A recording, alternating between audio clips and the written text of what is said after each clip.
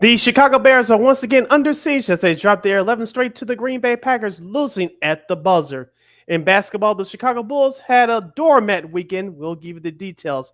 Back to the NFL. Well, it was not a good day for kickers. We'll give you the reasons why they had such a bad day. In hockey, the Blackhawks lose another close one again, and we'll have a special edition of Old School TV Monday. That and a whole lot more in Second City Sports. The Monday edition starts right now.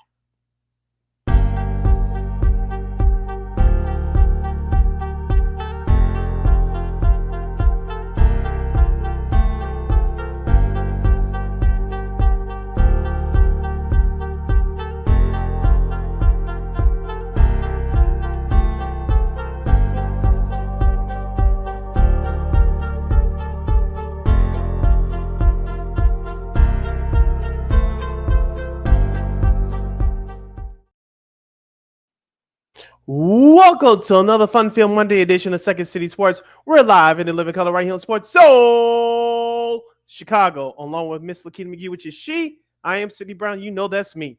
You can follow yours truly on the Twitter, X, and the IG at SidKid80.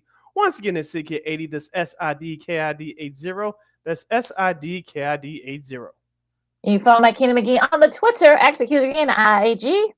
Be sure to download that Sports Zone Chicago app wherever you get your apps. Please follow Sports Zone Chicago on all social media platforms on Facebook, Twitter, X, Instagram, and YouTube.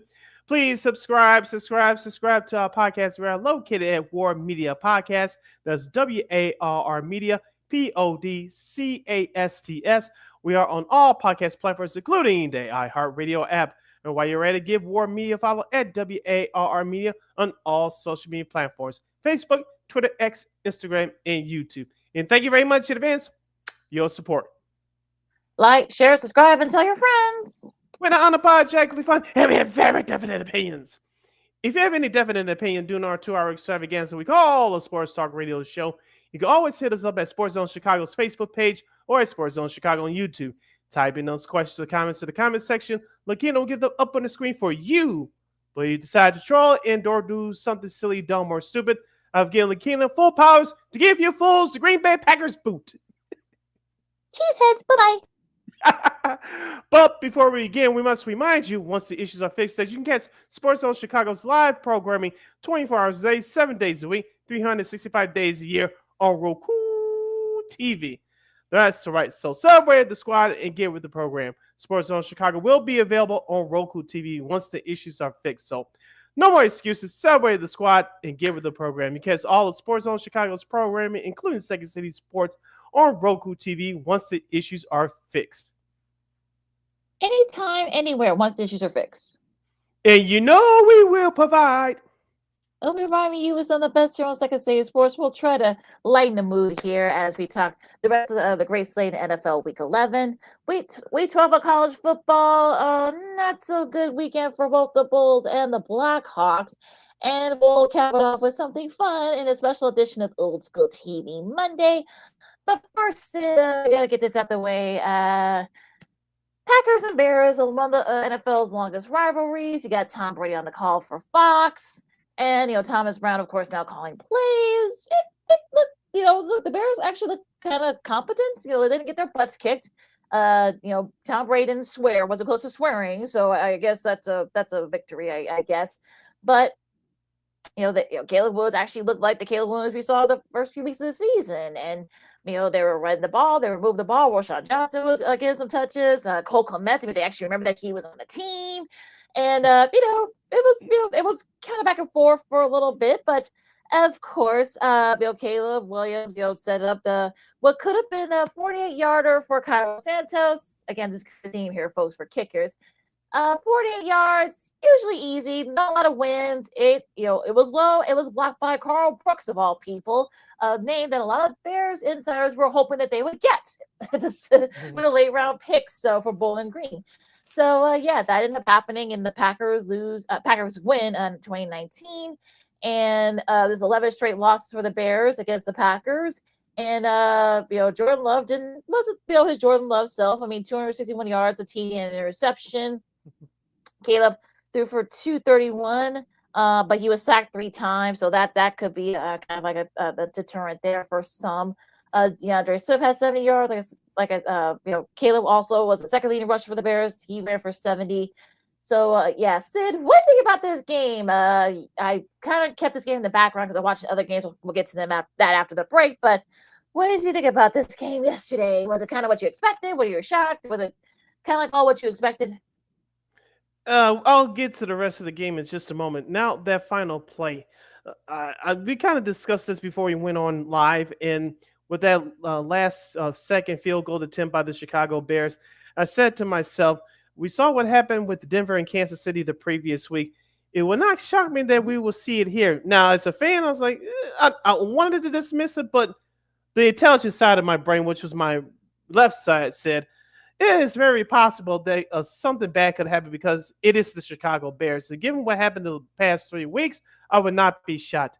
I was following the game via my phone, and so I saw my screen switch, and so I went down to look at the score, and it said Packers 20, Bears 19. I said, "Yep, something bad happened." And no longer than 30 seconds later, I was watching it on NFL Red Zone. They showed the play. Carlos Santos, the kick was blocked. Said, I'm not surprised. You can't make this shit up. Now, I saw the replays 1,000 times, just like you did, Lakina. And the ball that Carlos Santos kicked, he drove it low. Why would you do that on a 46-yarder? I can understand this was 55 yards or longer. Got it. But you mentioned it was hardly in the wind. The Packers, we'll get to them what they said about the kick in just a moment, but that kick, you shouldn't have kicked it the way you did, and which brought me to what happened 6 years ago with Cody Parkey. Remember, he had the original kick against Philadelphia in that playoff game, kicked it perfectly before Philadelphia called the timeout, and then when he kicked it again, he drove it low. You saw what happened, and the rest was goodbye, Gracie. Now, Kaylin Kaler, now with ESPN.com. She's a Chicago girl, graduated from Northwestern, one of the most trusted NFL reporters in the country. She talked, I don't know if you saw her tweet. I did. Talked with a couple of Packers players following the game, and this is where coaching comes in, folks. Something that other good teams have, bad teams don't, including the Bears. A couple of the players told her that the coaches stressed throughout the week that watch how Carlos Santos kick the ball. And second of all, they were shocked that the Bears didn't run another play in terms of getting extra yards to get it closer. Remember, before the kick, Roschon Johnson ran to I believe it was the left side for like maybe 1 or 2 yards. And then they was trying to set up the place, a perfect spot for Cairo Santos to nail the game-winning field goal. Green Bay wasn't shocked what happened. Everybody else was. Once again, folks, yes, you can blame Cairo Santos for the angle of the kick. But who set up that? Who puts players in position to make plays? The coaching. Once again, it goes to the coaching. Carlos Santos, you can blame for that angle of the kick, yes, but who put that template in place? The coaches. This is Second C Sports on Chicago. Kingdom McGee, Cindy Brown with you. And I've heard like people say about in hindsight about should they have ran another play, but I saw that tweet and I kind of felt like, well, I mean, look, the Packers saw, I think most players was Carl Brooks who ended up, getting the block. I think they said that, they kind of knew that how he was going to kick it. I guess usually when they run another play, they kind of like it's like in the middle part or like close to the hash in the middle so that, the kicker can have a perfect kind of like, spot to kind of angle it to try to get in there for the game winner. Now, Caleb had been sacked a couple of plays before. What if he had fumbled? What if he had thrown an interception? People would have been saying, "Oh, hey, why did you try the 46-yard field goal?" I mean, for me, I think the Bears kind of like it's kind of as I kind of expected. Like I knew something was going to happen because usually something always happens in this rivalry, whether it's the last second touchdown from Rodgers to Cobb, some years back in the playoffs. There was another game-winning TD pass from Rodgers to I forgot who it was that kept the Bears going to the playoffs and the Packers ended up winning the division. So it's something weird always happens as right, especially in the last 20 some odd years. So yeah, I did. Yeah, of course, a blocked field goal. Sure, why not? And kind of going outside of that now to that, you could have had a timeout, but Matt Eberflus decided in the Green Bay's possession that great pass that Love passed to Christian Watson, who ended up being the LFG player of the game.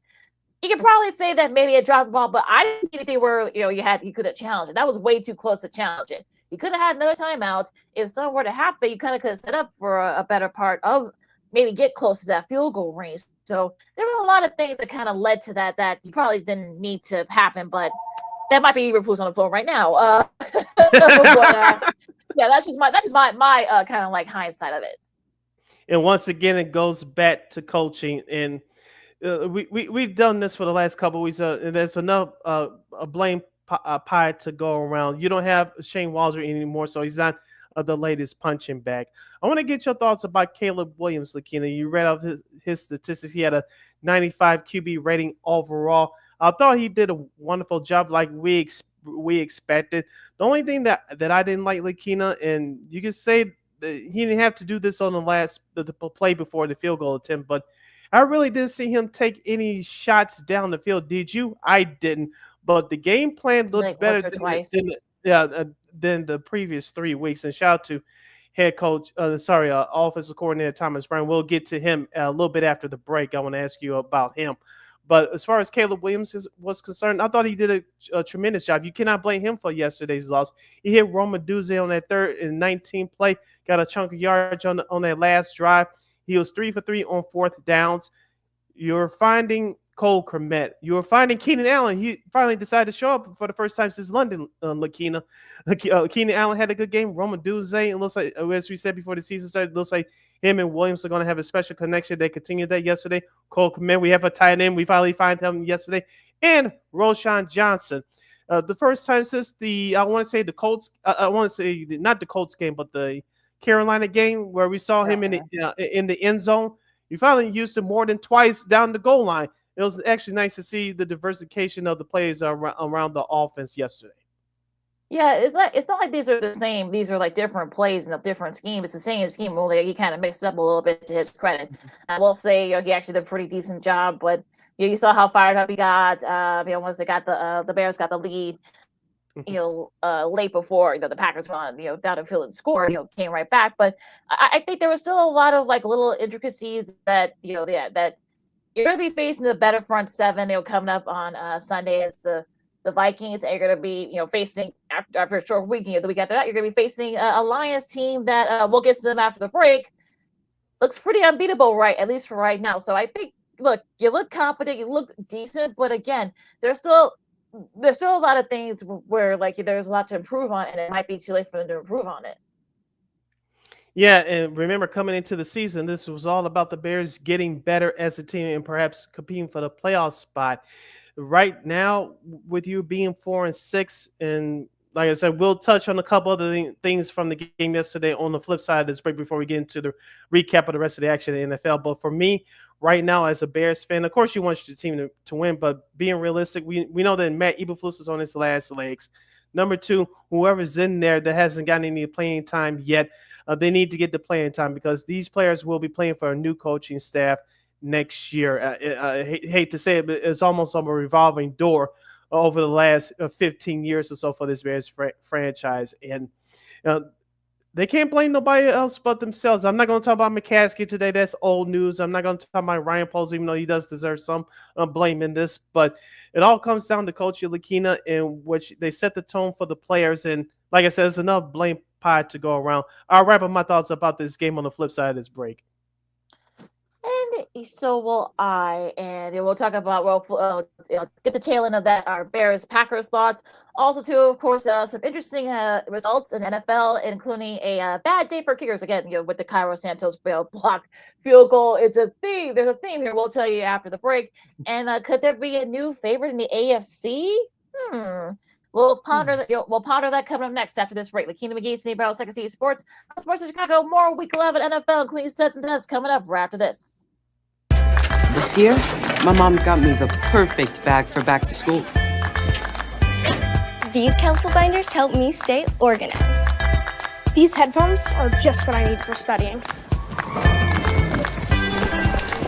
These new sneakers are just what I need for the new year. This jacket is a real must-have. My parents got me the skateboard I wanted. It's pretty cool.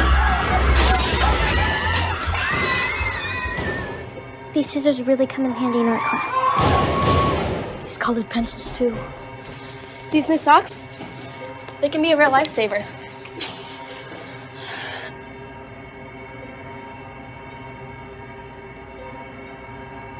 And I finally got my own phone to stay in touch with my mom.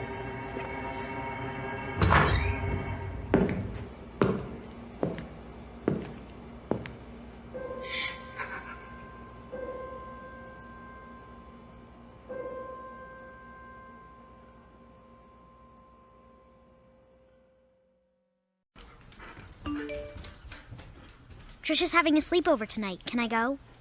I wonder about Lucy's friends. What should I say?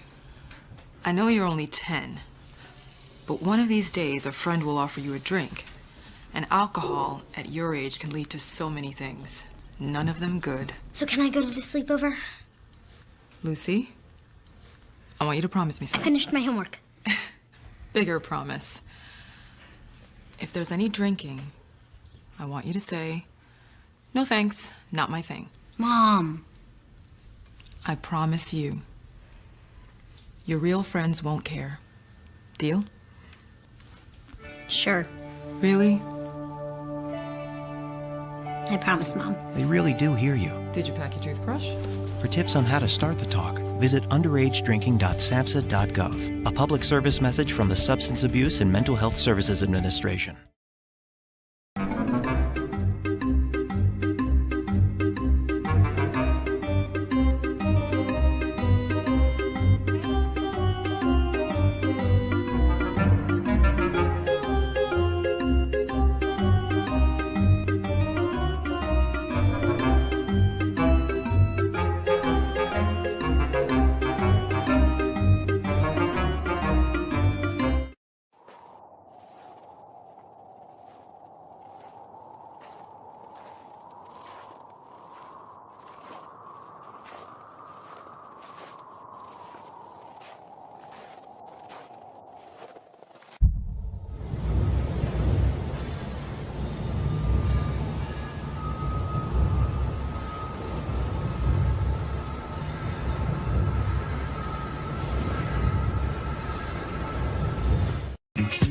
Hey, this is Dr. J, and I listen to Sean and Maya in the morning.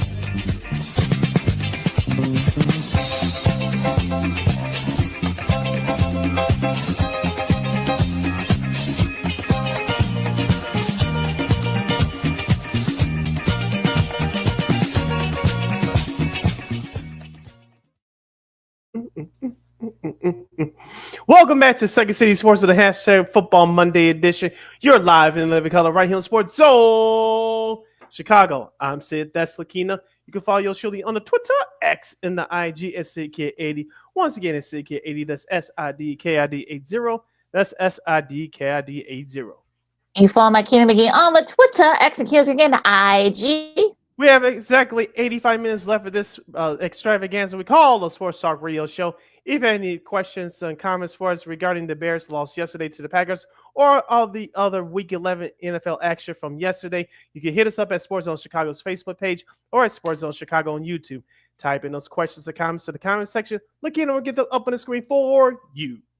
Just capping off the our Packers Bears recap, man.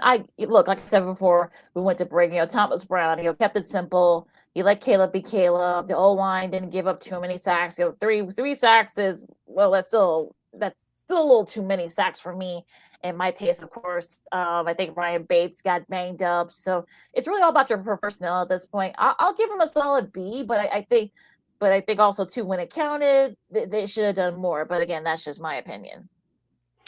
Great minds thinking like that was going to be my next question to ask you. What grade would you give new offensive coordinator Thomas Brown? What could Brown do for you? Me personally, I would give him a B plus because only reason why I wouldn't give him an A because Caleb, in my opinion, Caleb Williams, they didn't give him a realistic opportunity to take a shot down the field to open up that playbook, to open up the game offensively for the Bears. But all the other things we just mentioned in our previous segment, the Bears did a great job, diversifying the targets around with the receivers. Got the tight end involved. Roschon Johnson had 10 carries. And DeAndre Swift, yes, he had 71 yards rushing, but he was mostly effective. And then that offensive line, including Braxton Jones on that touchdown run by DeAndre Swift, I thought he had a great game, including that block there on that touchdown run that I just mentioned just a second ago. So that offense, it wasn't a problem yesterday, Lakina, besides the fact that they didn't give Caleb Williams a chance to take the shot downfield. But Caleb Williams, he did run like you said, but he ran when everything else was covering it, and protection started to break down. But you don't want Caleb Williams to turn into old school Michael Vick, where he threw to Ward Dunn or Algie Crumpler, and if any one of them weren't over, then he took off running. You don't want Caleb Williams to develop those habits. But I thought it was a good game plan by the offense yesterday, so I'll give them 2 thumbs up for that. Quickly, going back to the defense, I know Montez Sweat, he was there physically, but he really didn't have an impact yesterday. Now, this is where you start to see the interest of that side of the ball. Andrew Billings, their defensive tackle, out on IR. Jaquan Brisker, their safety, out on IR. They only generated 1 sack yesterday. Yes, they got that early interception, but they did what they had to do, but it just wasn't the same because of the injuries. I thought they did okay, but they could have done a little bit more. Of course, Jalen Johnson didn't help that he slipped on that play where Christian Watson got that big catch and run toward the end of that fourth quarter where the Packers grabbed the lead, which turned out to be the game-winning drive.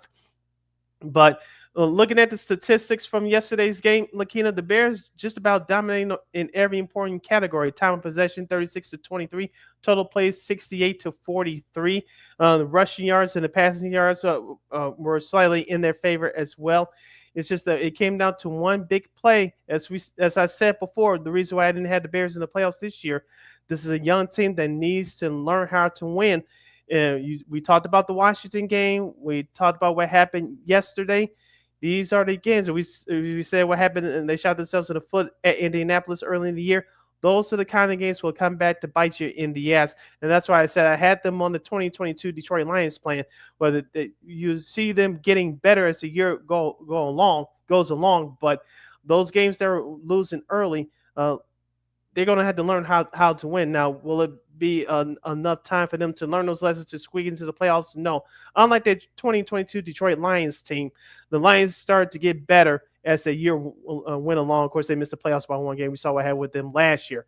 But this Bears team, as of right now, see who's going to be the future of the team. We know a few young guys, they're going to be here past next year. But the Bears still need to learn how to win games. Whoever's available, they need to start getting playing time right now. Tanking, they're not going to do it. We're not going to get the number 1 pick. So all those people that want the Bears just to lose out just because that's not going to happen. That doesn't do you any good. We had the number 1 draft picks for the last couple of years, and we had so many guys that we could have drafted and whatnot. So them losing out and getting the number 1 pick it's not really a guarantee. So this team, even with all these injuries, is still too damn good to quote unquote lose out. Now I still believe they're going to win about 2 or 3 games. Will it be enough to keep Matt Eberflus's job? No. Well, here's this stat, according to Stat Hole that he posted this last night. Matt Eberflus is 5-17. That's the lowest among active coaches in 1-score games. So stew on that for a second, folks. And that whole thing, But yeah, another 1-score game and another loss. So just absolutely brutal. Now let's go to the rest of the Week 11 slate. Going to the AFC North. I actually watched this game via this computer screen. I got Steelers edging out the Ravens 18-16. Kind of what you thought from when these two teams play, especially especially within the last maybe 10 or 15 years. 201 yards and a touchdown for Lamar Jackson in a losing effort. Derrick Henry only rushed for 65 yards. Give the defense for the Steelers credit. TJ Watt, was one of them. He got a couple of sacks there.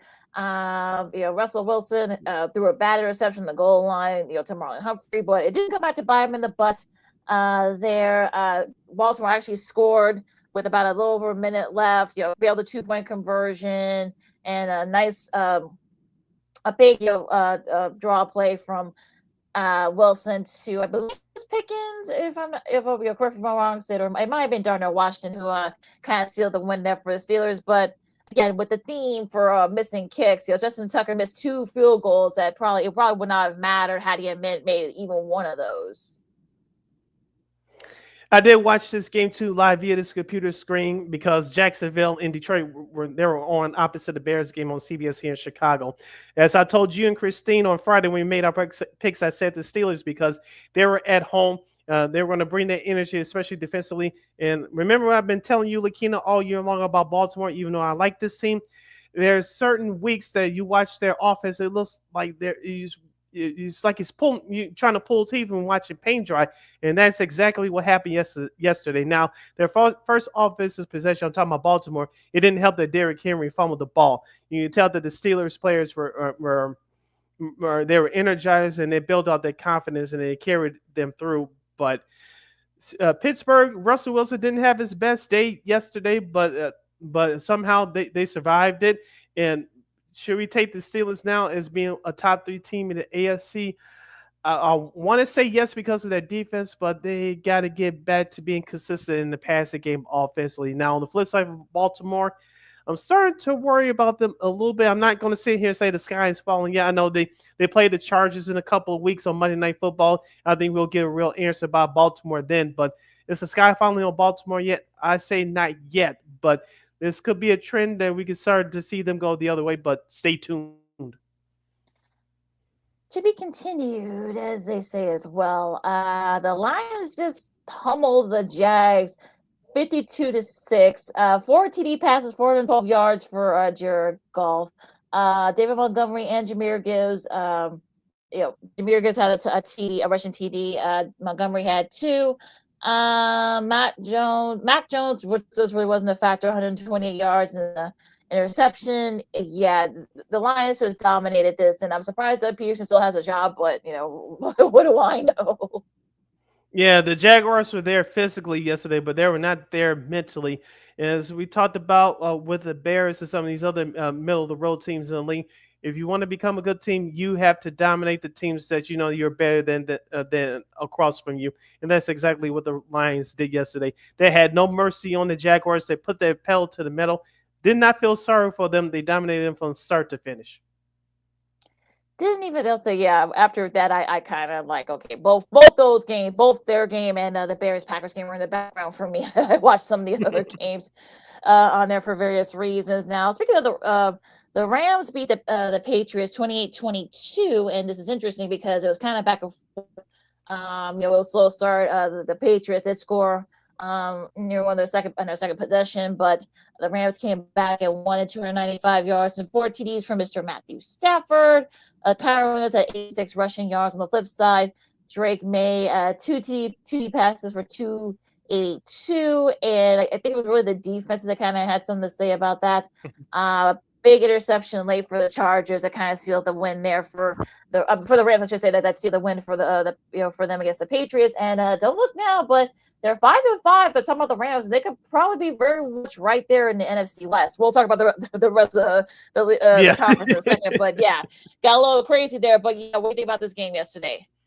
I told you also last Friday that the Rams will get that lit back from Super Bowl 36, and they did just that. But getting back to current times, you mentioned Matt Stafford. There was a very vintage performance from him yesterday. Puka Nacua, who I thought was a big star of the game for the Rams, their second-year wide receiver, 7 catches, 123 yards in a score. But like you said, Lakina, it was their defense that had a couple of big turnovers late. The Patriots, surprisingly, they played well, but the Rams just made a couple more big plays to get a key road win.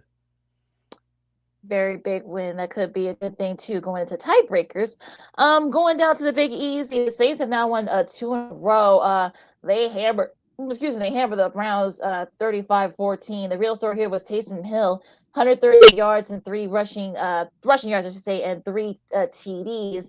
And this is interesting because I'm a little like how I feel about using him different. It's kind of like a fringe thing, but the Browns just didn't really have an answer for him, and unfortunately, I saw that it was his second career game with 100+ rushing yards and 3 TDs, more than 10 carries, in that win. And since yards were first tracked in 1932, Hill's the only player to have multiple such games in his career. So go figure with that stat. So let's see what you think about that game yesterday, if you watched it. I just saw the little live clips that I saw courtesy of NFL Red Zone. Since George Kittle, my starting tight end, was injured yesterday, guess who I put in my lineup? Taysom Hill, and he gave me 48 points. Yes, yes. So yours truly was very happy yesterday. But I know I picked Cleveland on our show with Christine last Friday. Yes, the Browns made a fool out of me in that fourth quarter. But you mentioned about the Saints. they did what they had to do. They really didn't have to do too much. They outscored Cleveland 21-0 in that fourth quarter. Jameis Winston, stat rise, had a good game, but uh, he couldn't find himself in that fourth quarter. So the Saints, their new head coach now has a 2-0 record. I'm not going to sit here and say the Saints can make a surprise run at the playoffs, but they did just enough thanks to Taysom Hill to grab a second consecutive victory at home. Yeah, they're 4-7 right now, so that might be a big too steep of a climb for them to, to come back. But yeah, nice momentum they got going there. The Colts edge out the Jets 28-27. The Jets are now 1-5 since they fired Robert Saleh. 272 yards and a TD for Anthony Richardson. I know Christine, that's her guy, Joe Flacco. Unfortunately, we didn't see him yesterday, but he did just enough to win the game. And Jonathan Taylor, again, not a lot of rushing yards, but they really didn't need too much of that. It was kind of back and forth for a little bit, but then it was the Colts that made the big plays late to hold off the Jets. The Jets offense, especially early, played like shit. The second half, they decided to wake up, but that Jets defense is very overrated. You saw that on their last drive, or where Anthony Richardson scored the go-ahead touchdown, which turned out to be the game winner. I know some people in New York, I'm sure on sports radio on both their stations, some of the fans are talking about bench Aaron Rodgers and go with the young guys because you're going to have a new coach for next year. But those veterans on that team, they will play because you don't want to quote unquote hurt Aaron Rodgers' feelings. But this is the LeBron James effect. Where you give one star like that, like Aaron Rodgers, the keys to the franchise, this is what happens. But if Aaron Rodgers was Aaron Rodgers, all the young guys would be playing right now. The Jets are not a playoff team. They'll have to win out the rest of their schedule just to end up 9-8. I don't see it. The young guys should be playing whoever is on their roster, but it's not going to happen. I think worse times are ahead for the New York Jets. And if you're Aaron Rodgers, you have to look yourself in the mirror and say, I'm that dude for the Hall of Fame, but I'm not that dude anymore. Which is a shame. Shout out to our baseball dudes who had the call this game for CBS. Minnesota, again, not the prettiest game, but they did it just enough to beat the Titans 23-13. The defense did sack Will Levis 5 times. Sam Darnold threw for 246 yards and 2 TDs. Justin Jefferson got 81 yards. That's the most rushing yard. I think it's on the franchise leader rushing yards for the Vikings. So again, this is the Bears' next opponent. Again, not too flashy, but they didn't have to do too much. They just have to win the game. And I think that's all you can ask for Kevin O'Connell. Yeah, the Vikings we talked about last week, they didn't look great, especially offensively against the Jaguars, but they came out of there with a win. They played a little bit better offensively yesterday, but like you said, they did enough just to get the win. The Titans, they're still rebuilding. The Vikings, the strength is their defense. And Sam Darnold, he did have a rushing touchdown yesterday. He still has some things to work on, but like you said, Keena, the Vikings defense was the story once again.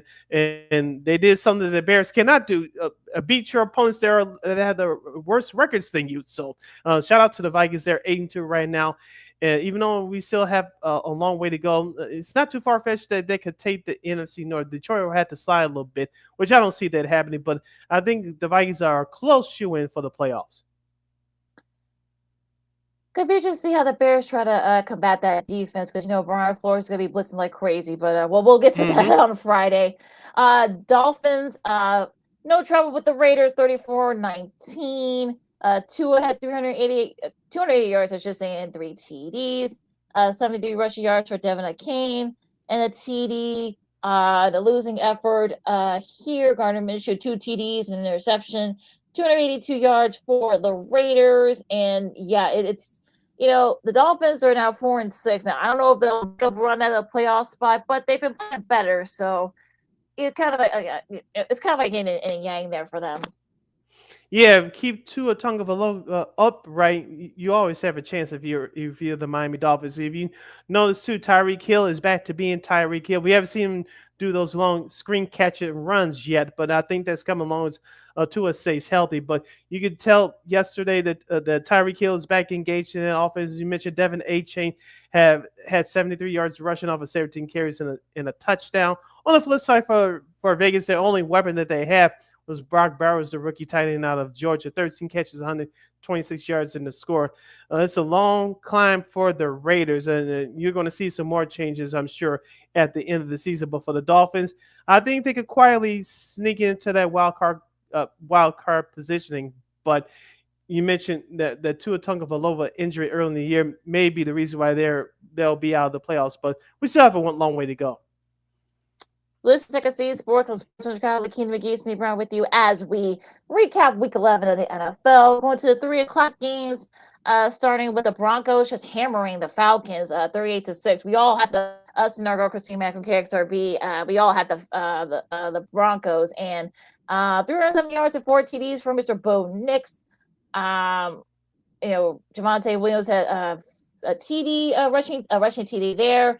The Falcons, it's just. Yeah, I mean, Kirk Cousins was sacked 3 times, and it just wasn't there for the Falcons. And you wonder, they dropped to 6-5, and you wonder, is the kind of wheel starting to fall off a little bit? Could maybe the Bucs perhaps maybe sneak in there? They were off this week. Yeah, as I said on last Friday's show, Atlanta, they're built for that. I'm not comparing them to the old St. Louis Rams things, but they're built for that team that plays inside the Dome. When you go outside, it's a total different ball game. I know Christine will be happy for this game for 2 reasons. One, her husband's team got the win. Number 2, Michael Penix Jr. got some time in the game. Of course, the game was already wrapped by the time the fourth quarter came along. So, is there a quarterback controversy with the Falcons? No, but Michael Penix Jr. got to see some time. But can we possibly ask the question that Bo Nix your offensive rookie of the year? I think he's definitely making a case. I think he hasn't made a lot of mistakes. I think he only has 3 or 4 interceptions this year up to this point. So I think he can totally make a case for offensive rookie of the year. And I mean, we'll see how the Broncos do it. I mean, I think this is kind of what people expected for the Broncos earlier this year. So we'll see if they can kind of keep it going here. And going to the NFC West. Now, remember I said earlier that things are getting a little bit wild in that division. And well, sure enough, I saw the ending of this game, and the Seahawks beat the 49ers 20-17. Geno Smith had 221 yards, an interception, but it was a scramble, an 18-yard scramble by Mr. Smith with just, I think it was about 3 or 4 seconds left that capped off that'd be the go-ahead as the Seahawks beat the 49ers. 159 yards and a TD interception for Purdy. Christian McCaffrey starting to get it going, 79 rushing yards. But look, no George Kittle. Debo, I know, had his struggles. So I mean the Seahawks. You thought that maybe you figured out what's going to happen in this NFC West. Sure enough, things go a little bit haywire. With the Cardinals leading, they were off this week. The other 4 teams in that division, Seahawks, 49ers, and the Rams are all 5-5. So it's getting a little bit interesting in the NFC West. Call me crazy, Lakina, but this gives me the feels that 10-7 may be the best record to win this division, because you mentioned with all those teams being jammed up together. Now, for the 49ers, you mentioned George Kittle. His absence was noticeable yesterday. Debo's struggles was out on display as well. Let's give a shout out to Juwan Jennings. 10 catches for 91 yards in the score. I have him on my fantasy team, so he did a great number for me yesterday. On the flip side for Seattle, Jackson Smith and Jimba, he had 10 catches for 110 yards. Also, to DK Metcalf returned to the lineup yesterday for Seattle. So Seattle, they took advantage of the 49ers injuries and their mishaps, and that's why they came away with the win yesterday. Really great win for Seattle, and a nice showing there by Mike McDonald, I should say, the first year head coach with Seattle. So, like I said, things are getting a little bit interesting in the West, so we'll see what happens there. Now, the game of the week on CBS. You got the Bills beating the Chiefs, knocking them off the ranks of the unbeaten, 30-21. Josh Allen, 261 yards. He had an early interception, but he was able to shake that off. He threw a TD pass, and I know Sid doesn't like that, but he was also the leading rusher for them, including a 25-year-old skipper on 4th and 3 that sealed that win. And you saw the place erupted over there in Buffalo. On the flip side for Pat Mahomes, 2 interceptions, 3 TDs, only 196 yards. So he had his struggles too on offense. So all that stuff with the Chiefs were able to get away with, they couldn't get away with it yesterday in Buffalo. Like I said on our show last Friday during our NFL picks, if you're the Bills, you want to send the message to the Chiefs. If you want to go to the Super Bowl, the road comes through us. Now we could talk about what happened in last year's playoff game, and that's null and void. But this Bills team is very different. James Cook got in there scoring 2 rushing touchdowns. You mentioned their run by Josh Allen in the fourth quarter, which basically sealed it for Buffalo. But Buffalo pretty much played a very good, disciplined game, while the Chiefs, they struggled to run the ball. You mentioned Pat Mahomes. He's still one of the best quarterbacks in the league, but the way he's been playing, I know Christine's been harping on this all year, and I'll harp on it too. Just something isn't right about that Chiefs offense. I know they got away with it the last couple of years, leaning on that defense and running the ball, but I think help will be on the way for the Chiefs, at least offensively. Isaiah Pacheco will return to the lineup on he'll be off of IR tomorrow. So I think that running game will get back on track. It will be him and Kareem Hunt splitting carries in that backfield. But Pat Mahomes and the rest of that wide receiving core, like Xavier Worthy, I know he scored a touchdown yesterday, but it's guys like him and DeAndre Hopkins, they're going to have to make some plays for him going down the stretch. And it looks like Hollywood Brown, no word on if he might be back this year. No, that he could be back this year. It might be not until December, but we'll wait and see on that. And a couple of interceptions for the Bills defense. I think the Bills defense like one of the top defenses in the league. So it showed you why. And they're making a case for that number 1 seed. They're 9-2. And the ironic thing is that the last time they were 9-2 was in 1992. They ended up going to the Super Bowl that year. So it could be a good, well, maybe not a good over because they lost the Super Bowl that year, but the second one that they lost. But it's maybe things will be different for Buffalo now. What ended up being the game of the week and on Sunday night last night. You guys checked it out on NBC. It was back of the Bengals actually came back, and of course they tied the game, and the Chargers a great run by J.K. Dobbins to seal the win there for them.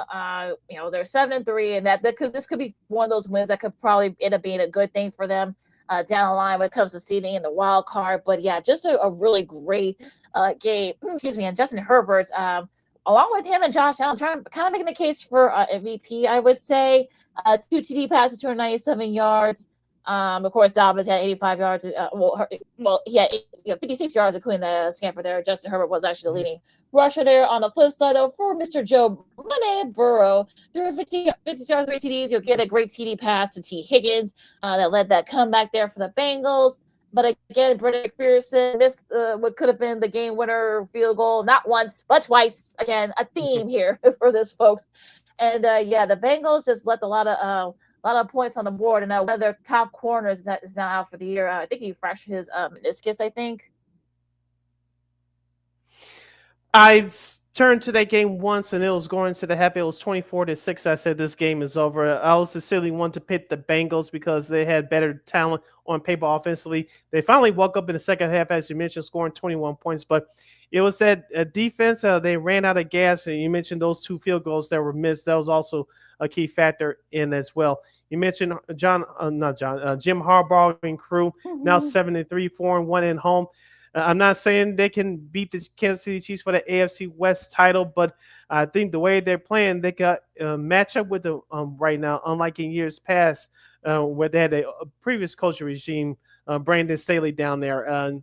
This is a totally different Chargers team. We knew that going into the year. They're more than competitive. They could be scary when they play like that.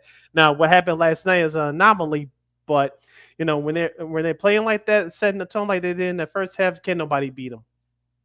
Yeah, just a really great scrappy with like we see with a lot of Jim Harbaugh teams, no matter what the level. Of course, they're always going to play scrappy, and that's what they did. They got, they came, the Bengals came back, but the Chargers, they didn't panic. They were able to kind of get it going, and Dobbins with the game running rushing TD. Now, Sid, studs and duds for Week 11. I'll go back to Thursday's game with the Commanders and Eagles. Saquon Barkley, 26 carries, 146 yards to 2 TDs as Philadelphia holds off Washington. 26-18. My second stud will be Christian Watson, 4 catches, 150 yards as the Packers beat the Bears by 1. Christian Watson always saves his best against the Bears. Yesterday was not a shocker if you really pay attention. And my third stud would be Puka Nacua for the LA Rams. Their second year stud wide receiver. 7 catches, 123 yards, and a touchdown as the Rams hold off the Patriots on the road 28-22 and get that lift back from Super Bowl 36. Absolutely. The Detroit Lions are my studs. 52-6, just dominated the Jags from start to finish. Just from the word go. I mean, they scored all but one of their possessions. So just insane yesterday for them. Geno Smith, of course, that great scamper, 25-yard TD. That was well, they know that was 18 yards, but yeah, just a great showing for him as the Seahawks. They're right there in the thick of it in that NFC West. Everyone is pretty much in the thick of it in that division. So they get a little bit crazy these next few weeks. Also, Josh Allen, like I said, I mean, we was leading rusher, and like I said, that great scamper. I mean, look, they could have settled for the field goal. Oh no! He said, we're going for the touchdown, going for the dagger, and that's what happened. I think he's making a strong case for MVP at this point. I couldn't agree with you more. Now, my 3 duds real quick. I'll get it out the way. First, the Chicago Bears special teams on the last play of the game. Brutal. My second dud, the Baltimore Ravens offense. I know they had a touchdown late with touchdown in the second quarter with Zay Flowers, but it wasn't enough. Justin Tucker missing those easy field goals by his estimation. And my third dud will be the San Francisco 49ers. Oh, you took one of my duds. I had San Francisco as well, but yeah, San Francisco is one of my duds. Jacksonville, I don't know why Doug Peterson still has a job. I don't really understand that, but again, I digress. You should be, as our late great friend Lamont Scott would say, get your pink slip in his link card right now. Maybe that'll happen tomorrow. We'll see. Keep you guys updated on that. And going off what you said about Baltimore, I mean, like I said, I don't want to say the wheels are falling off, like you said, but look, if they play the Chargers in a couple of weeks, we'll see how that kind of shakes out. But yeah, I'm not panicking them yet, but I'm kind of like on the edge of panicking, if that makes sense. And week number 11 wraps up tonight on Monday Night Football on ESPN and ABC as the Battle of Texas will take place down in Jerry's World. It's the 6-4 Houston Texans versus the 3-6 Dallas Cowboys. The Cowboys are 0-4 at home. The Texans have had their struggles away from Houston. They're 2-3 on the road. Houston still favored by 7. Lakina, we all picked Houston, us and Christine, on our show last Friday.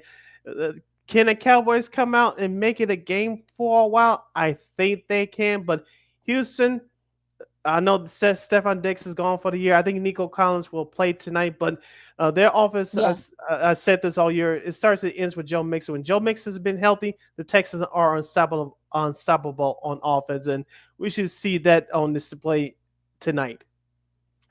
Yeah, I think the theme is keeping CJ Stroud upright. I think that O-line for the Texans really has to show up, and they should. I mean, that Cowboys defense isn't really very good. So look, I'm sure they'll come out early to talk about the Cowboys at home. Troy Aikman's going to be there calling the game for for ESPN. So it's fine, but yeah, I mean, I think if you're Houston, you want to try and kind of set the tone of it, because you don't want to end up having to hope and pray that go to 6-5, hope and pray that the rest of your division stinks. You want to try to kind of improve your seeding. So we'll see what happens there. Now, of course, this game will be on ABC. It will be on ABC, ESPN, and of course, it will be a Manning cast tonight. JJ Watt will be a part of that Manning cast in the third hour. So also ESPN Plus as well. So it's going to be a simulcast tonight for Monday Night Football. You will hope that Bill Belichick will start his comedic career, because if that game gets ugly, it's going to be a long night. Well, he can do it. Well, he can do it too. I mean, we know he's pretty funny. So yeah, I'm sure he's going to be doing his stand-up early. All right, hour number 1 has come to a close. Hour number 2 opens up following this timeout. The Chicago Bulls went over for the weekend. We'll get to the rest of the NBA. A couple of history-making performances. We'll dive into that. A little college basketball. We'll get into college football. Will Deion Sanders have Colorado playing in the Big 12 title game? is looking mighty good right now. And we'll get into old school TV Monday. That and the whole lot more. As you stick and stay, you're listening to Second City Sports, the Monday edition, right here on Sports Soul Chicago. No, I don't know though. I'm scared. I mean, you're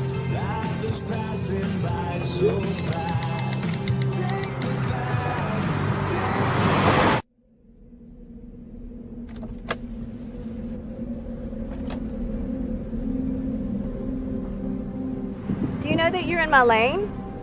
No, not at all. Are you not paying attention? Are you texting? I was just checking in with my mom. I was telling her that I thought we'd be home by 6. It's okay. There's enough time.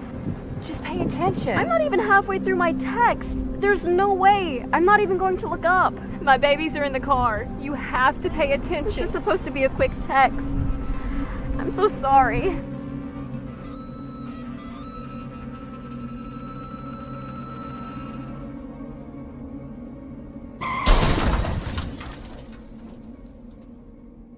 Hi, I'm Tom Brady, the director of DODEA. September is National Suicide Prevention and Awareness Month.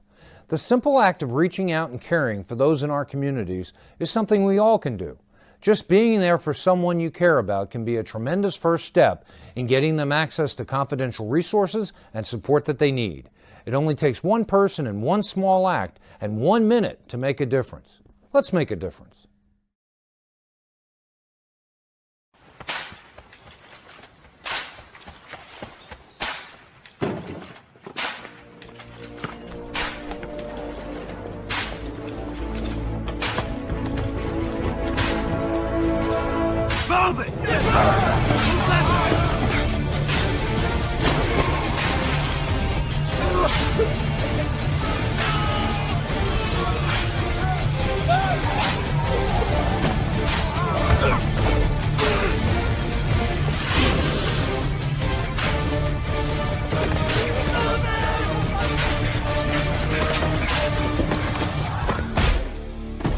Many will hear the calling. Few will earn the title. United States Marine. The few, the proud, the Marines.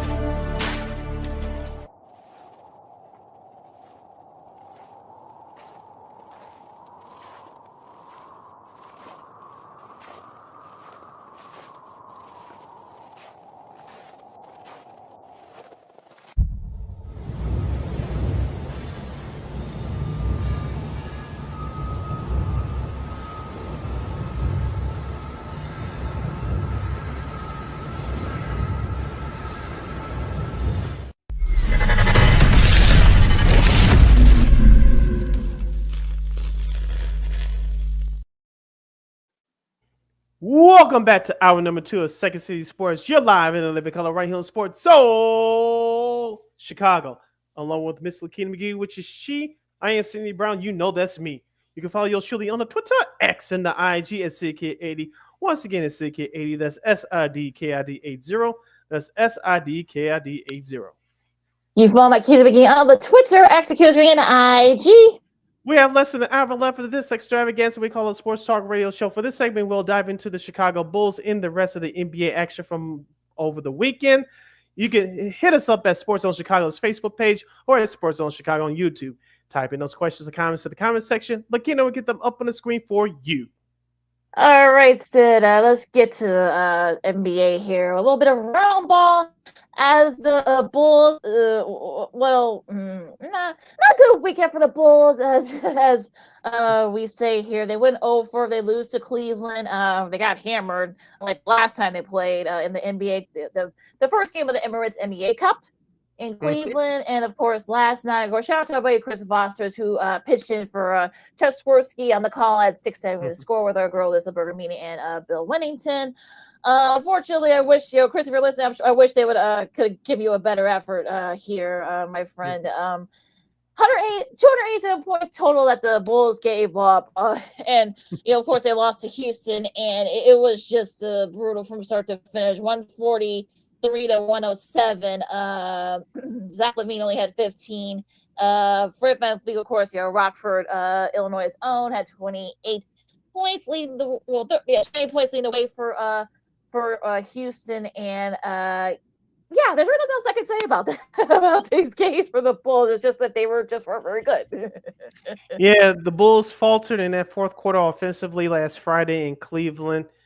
Of course, yesterday they did not give good effort. Like we talked about with the Houston Rockets, are they a good team? Yes, I know they're 10-4 right now, to their best start as a team in years, with that collection of young talent. But the Houston, they are better than the Bulls. Obviously, I don't think they're that much better than the Bulls when the Bulls are healthy. But I don't know if you caught Kobe White's comments after the game. I'll paraphrase it by saying that what Kobe White was talking about, that the Bulls had to come out with better effort, in which he is correct. As we said, Lakina, for the Bulls to even have a fighting chance, they had to play within themselves. They had to play hard for 48 minutes. Last night, I did not see any of that. Maybe they had a chance. They played well in spots in that first half, but coming out of their locker room in the second half, I didn't know who they were. They were turning the ball over. Guys were out of position, lazy passes, and defensively, obviously, guys was missing assignments. And early in that third quarter, I just had to turn the damn game off because it was ugly. We said before the season started that the Bulls would struggle defensively, especially with the interior. The Rockets, as we said before, they have players. Segun, their big guy, he had another big game last night against the Chicago Bulls. He always has one of his best efforts against the Bulls. Their big guy in the middle. He had 20 points last night. You mentioned Fred VanVleet.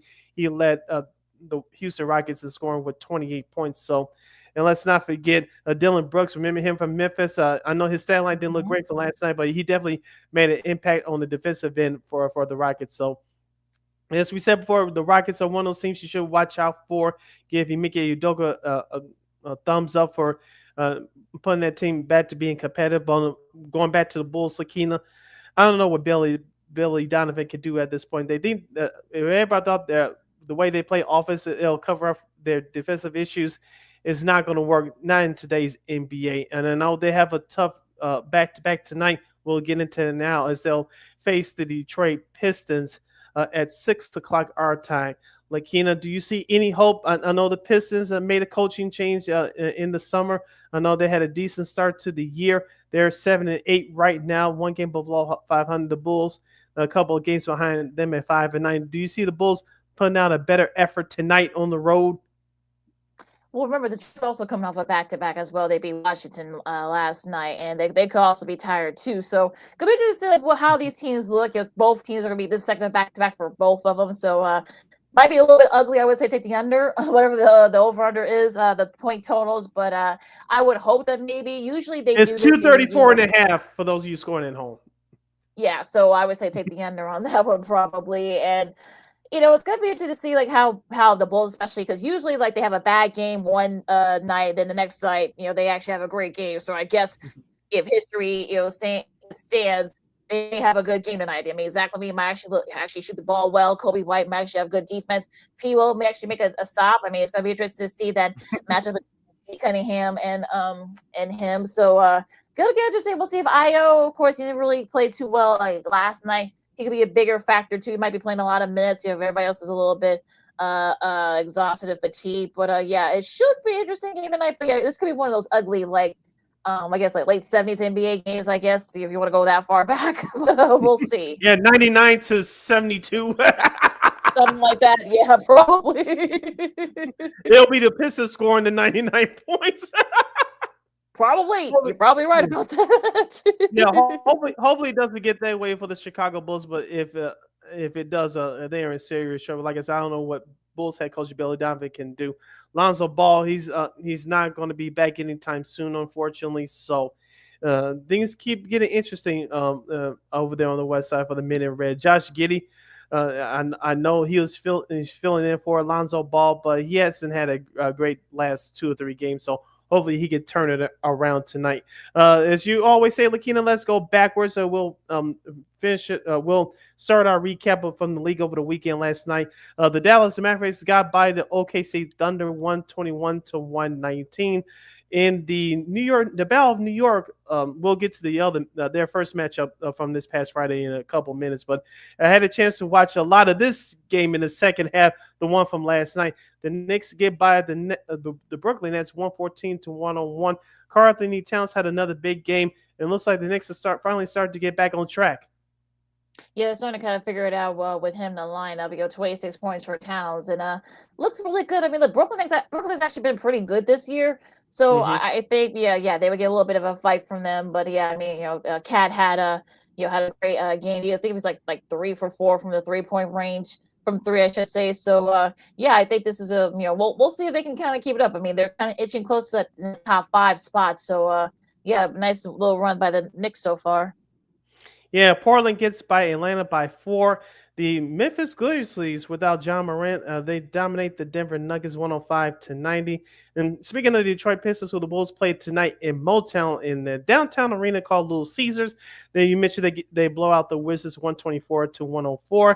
The Cavaliers, yes, they're still undefeated. What's that, 16-0 now? They 15. get by the 15-0, the 14 to go 15-0 at the start of the season. Last team to do that were the 2016 Warriors. So we know what happened there. So I don't know if you want to look at that as a good or a bad thing for a Cavs fan at this point. But I mean, at least so far, I mean, look, I don't know if they can keep it up. I don't think they can, but again, you never know. And shout out to Kenny Atkinson. Look, he was kind of pushed away by KD and the rest of that group and with the Nets. But look at him now. I mean, he's a second head coach or manager in the 4 major sports, that's NBA, MLB, NHL, and NFL, to start 15 his first 15 games without a loss. I'm not going to ask you the last time that happened, the first guy, because you're not going to get it. But it was Ted Sullivan. His first 20 games as manager of the St. Louis Maroons Union Association. That's an old MLB team in 1884. So you wouldn't have gotten that if I gave you like 30 minutes. Oh, no, but you learn something new every day. As we mentioned, the Cavaliers get by the Hornets 128-114 at home last night. The Pacers get it done, beating the Miami Heat 119-110. And the Timberwolves get by the Suns 120-117. Yeah, 35 points for Brando, a season high for him, despite a 44-point performance from Devin Booker. They really miss KD, so hopefully KD will be back next week, because they really need him. I think they've won like 1-3 since he's been out of the line with that calf. So we'll see what happens there. Oh, you forgot one score, Sid. The Clippers beat the Jazz 116-105. Vika Zubac had 22 points and a nice effort there. Kind of a nice little team win for the Clippers last night. Yeah, the Clippers need to get back on track at struggling to start the year. Shout out to our guy, Brandon Schutz. I know he asked us a question. How about Houston? Well, we talked about him earlier, Brandon. You hit the rewind button to go back and listen to it. They did a great job beating the Chicago Bulls last night. They're 10-4, and if they stay healthy, they can compete to get into that play-in tournament to qualify for the playoffs. Let's go to Saturday night's recap. We'll start out with the Sacramento Kings getting by the Utah Jazz 121-117. De'Aaron Fox had 49 points after scoring 61 points the day before. The former All-Star Lakina, if he's healthy, along with Domantas Sabonis, we talked about them the last couple of shows. That Sacramento team can be scary. I know they're 8-6 right now. Utah stinks, but De'Aaron Fox, he's proven that he could be the man to carry the Sacramento Kings. I know they have DeMar DeRozan as well. Let's not forget about him, the former Chicago Bull. But the inch starts and ends with De'Aaron Fox. Yeah, and I think they really need to keep him healthy if they want to try to get into the top tier in the Western Conference. So we know that's a gauntlet, but a nice win for Sacramento against a struggling Utah squad. But Fox has been really solid. So far this the last few games. Yep. The Dallas Mavericks in the Battle of Texas, they get by the San Antonio Spurs 110-93. The Lakers get a big win on the road, beating the New Orleans Pelicans 104-99. LeBron James hit a big 3-point shot to put that game away late. The Boston Celtics, they needed overtime to get by the injured real Toronto Raptors 126-123. And in the early Saturday afternoon affair, I had a chance to check this out a little bit. The Hornets, even I know they lost last night, but in that first of the back-to-back, they eked one out against the Milwaukee Bucks 115-114. Yeah, really. Yeah. I mean, look, they lost. They lost kind of like the revenge one game, if you will. But yeah, they did just enough to win that one. That was a really solid performance. So yeah, hopefully they can keep it going there. Now, Friday, these are all the NBA Cup games, NBA Cups. Minnesota beat Sacramento in the thriller 130-126. And I have to say, I watched a little bit of this game. Of course, Ann had 36 points. It's just a really ended up being a very entertaining game in Sacramento on Friday. Yeah, I saw a little bit of this too. Sacramento had the lead late, but the Timberwolves clamped down. The defensively made some big shots, including you mentioned the Ant-Man Anthony Edwards. In overtime, they got the win there. We mentioned about the Timberwolves. They could be more dangerous this year than they were last year. Julius Randle, he's trying to figure himself out right now. I think he's a better fit for that team than Karl Anthony Towns. Is weird to say, but if they stay healthy, Minnesota could be a better team than they were a year ago. So the Kings still trying to figure themselves out. As I mentioned, they're at 500, but Minnesota, they can figure the quicker they figure things out, I think the more dangerous I think they'll become later on down the road. Agree. Golden State beat Memphis 123-118. Buddy Hield had 18 there. OKC beat Phoenix 99-83. Shai Alexander had 28 points. Just a struggle from the field there for Phoenix. So, yeah, they definitely missed KD, as I said a couple minutes ago. New Orleans beat Denver 101-94. We talked about Houston earlier, so we saw these teams going to be dangerous. They just hammered the Clippers 125-104. The Lakers with a nice win against Victor Wembanyama, and the Spurs 120-115. Anthony Davis with 40 points. He's starting to kind of get it going there for the Lakers, and they really need him. Of course, LeBron struggling. It looks like so far so good for the Lakers with JJ Redick.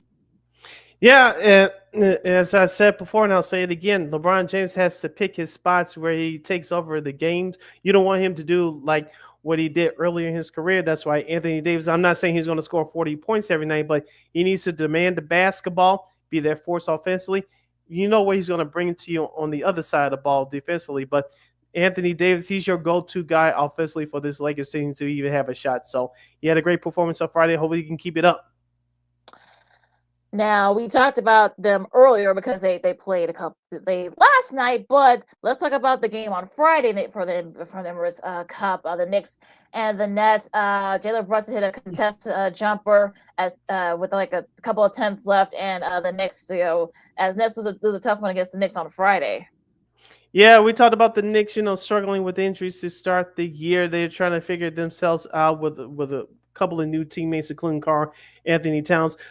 You can say justice served with Jalen Brunson hitting that shot last Friday, because we saw what happened last Wednesday at home with that loss to Chicago. So a little bit of justice served for Jalen Brunson. But the Knicks still had to tighten some screws up defensively. You know what you're going to get from them offensively, but they made one more big play than the Brooklyn Nets, and that's how they got the win last Friday in the NBA Cup. Yeah. We talked about the Cavs are just hammering the Bulls. I think they shot about 60% from three. So yeah, they weren't going to be able to stop them, which is crazy because the Bulls actually shot well from three themselves. Just that the Cavs shot better from three, so that was a problem. The Hawks beat the Wizards. Detroit beat the Raptors. Orlando beat Philadelphia, and Miami beat Indiana. And that's your scores for Friday's NBA Cup games. All right, take a look at the schedule coming up tonight, and for the remainder of the week here on Second City Sports. Tonight's schedule goes like this. We mentioned the Bulls at the Pistons at 6 o'clock. You can watch that game locally on CHSN, where you have it on a couple of cable systems that's available, or you can bust out that old antenna like yours truly does. The rest of the schedule looks like this for tonight. Philadelphia versus Miami. A 2-10 Philadelphia team. My goodness. Yeah. Washington visits MSG as they take on the New York Knicks. The Indiana Pacers will face off against Toronto. Speaking of the Houston Rockets, they'll visit the Milwaukee Bucks 90 miles ahead of us, and that game can be seen on NBA TV tonight at 7 p.m. Orlando will visit Phoenix. Atlanta will visit Sacramento. In the second game of the NBA TV doubleheader tonight, the Warriors will take on the Clippers at 9:30.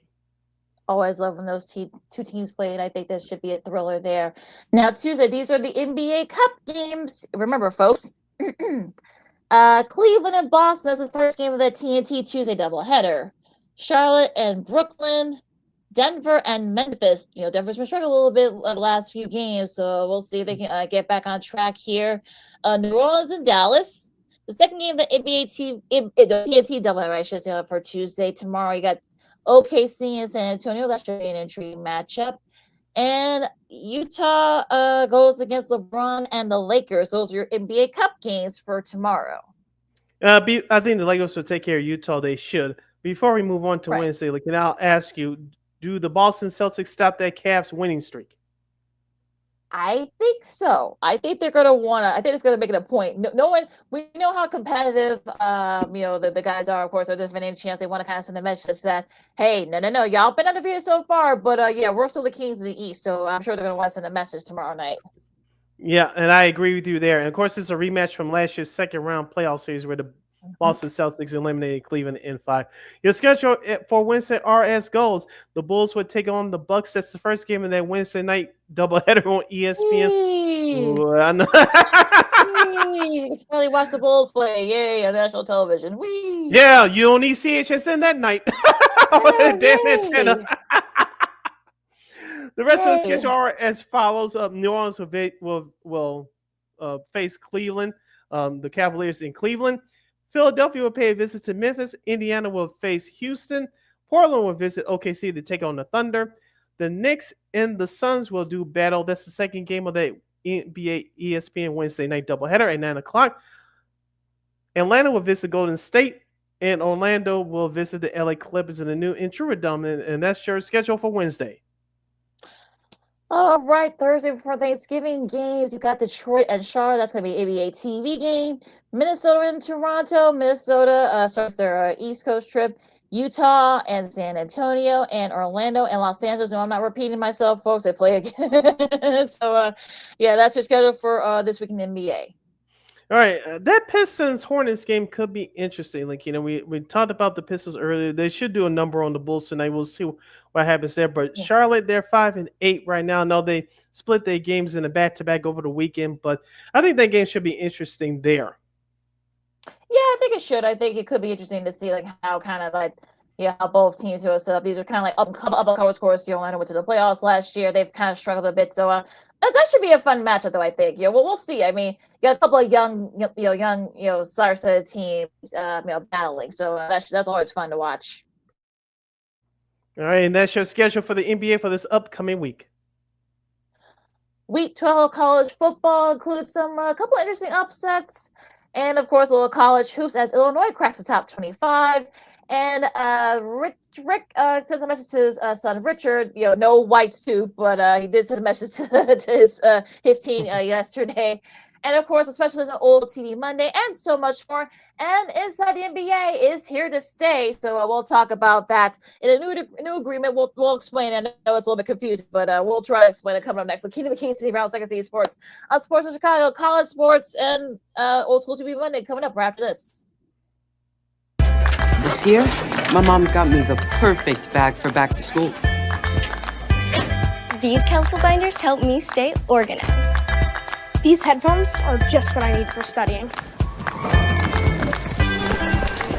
These new sneakers are just what I needed for the new year. This jacket is a real must-have. My parents got me the skateboard I wanted. It's pretty cool. These scissors really come in handy in art class. These colored pencils, too. These new socks? They can be a real lifesaver.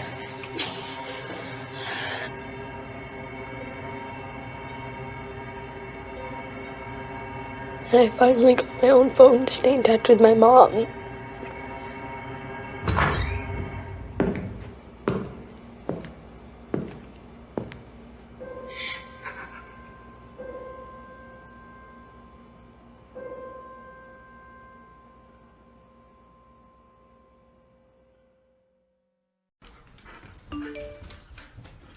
Trisha's having a sleepover tonight. Can I go? I wonder about Lucy's friends. What should I say? I know you're only 10, but one of these days a friend will offer you a drink. And alcohol at your age can lead to so many things. None of them good. So can I go to the sleepover? Lucy, I want you to promise me I something. finished my homework. Bigger promise. If there's any drinking, I want you to say, "No thanks, not my thing." Mom. I promise you. Your real friends won't care. Deal? Sure. Really? I promise, Mom. They really do hear you. Did you pack your toothbrush? For tips on how to start the talk, visit underagedrinking.samhsa.gov, a public service message from the Substance Abuse and Mental Health Services Administration.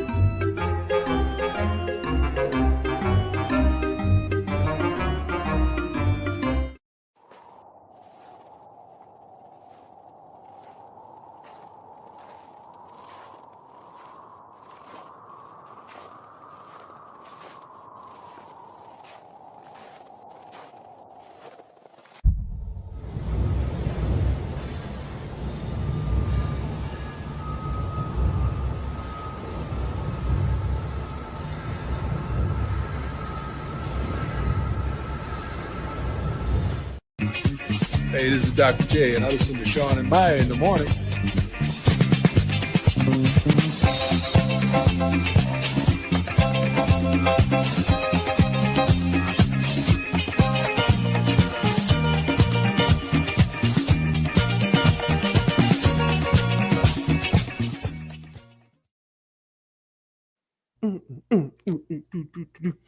Welcome back to Second City Sports on the Monday edition. Real live and in living color right here on Sports Zone Chicago.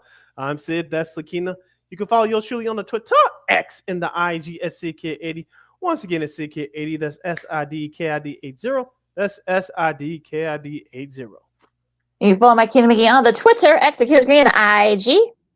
This is our last segment of the show for today. So if you have any last minute questions or comments for us, you can always hit us up at Sports Zone Chicago's Facebook page or at Sports Zone Chicago on YouTube. Type in those questions or comments to the comment section. Lakina will get them up on the screen for you.